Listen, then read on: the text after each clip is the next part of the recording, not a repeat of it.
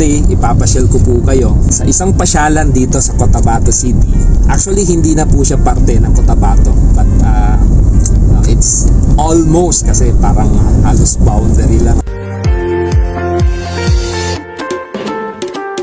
Etong lugar na to actually, I think mga 12 years ago, tumatambay na po kami dito. Kasama ko yung aking mga barkada.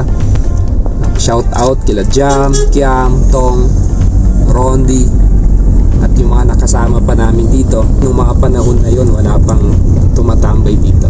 So, aakyat po tayo. The weather here, malamig kasi bundok po ito. Ito po yung daan papuntang Upi. It's an overview, no? Pag nandun tayo sa may spot na yon, nakikita po natin yung kabuuan ng Cotabato City. And sana nga, ma-develop pa po lalo yung lugar na to. Like, magkaroon ng maayos na kainan or perhaps mga accommodation, no? Hotel and other. Kasi ang ganda po, no?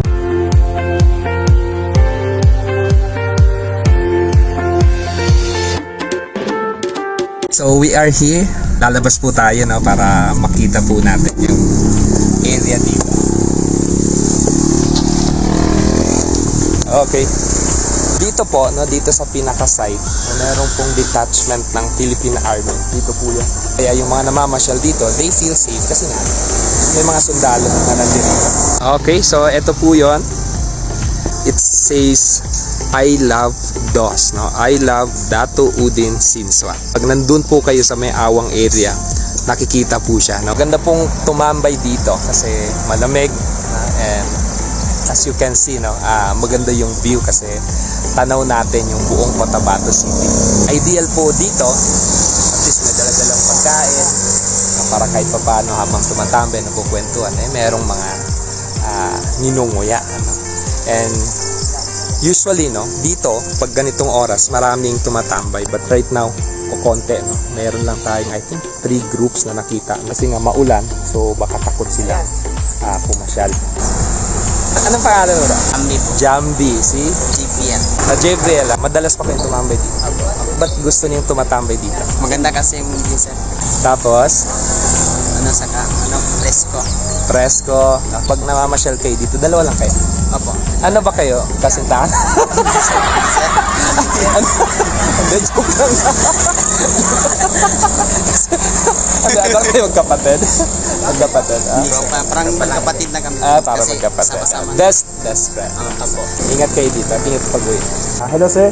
Lalapit po tayo dito sa ating mga kasundaluhan. Dito, no, may CCTV sila. Maganda po yung seguridad, no? At sila yung nagsisilbing security forces dito sa area. So, ano yung pangalan mo, sir? Roberto. So, marami pa po bang namamasyal dito, sir? Kada hapon, no? Marami. Ano yung pangalan mo, sir? Batisto. Saludo po tayo sa atin. Sige, sir, salamat. Yan, so hihintayin muna nating dumilim, tapos papakita ko po sa inyo ano yung itsura nito paggabi.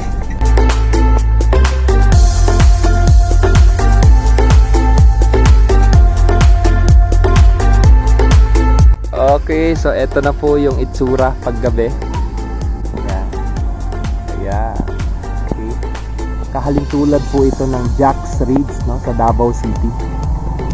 Ganito po, and sana nga po, no, dito sa area na to magawan po ito ng Sustainable Development Plan, kasama po doon yung tourism plan dito, para mabuhay po yung turismo dito, magkaroon ng economic activity, nang sa gayon po ma-maximize po natin yung ganda ng lugar.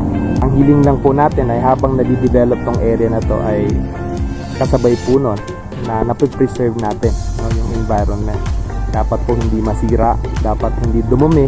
Importante na habang nadidevelop siya, lalong gumaganda yung kondisyon ng ating environment. At medyo dumami po, no, yung mga tumatambay dito. So dito rin, sa bandang dito, may mga dumagdag na mga tumambay dito.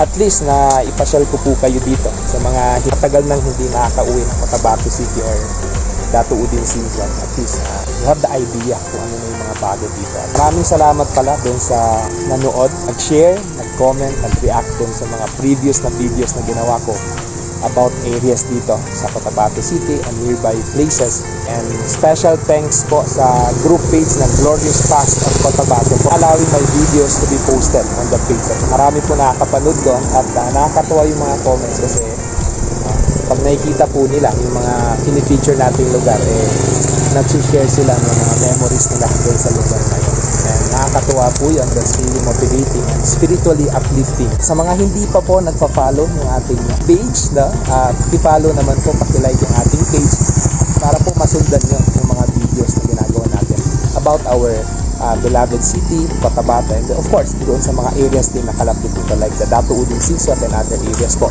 dito sa loob ng Bangsamoro region. So again, maraming salamat.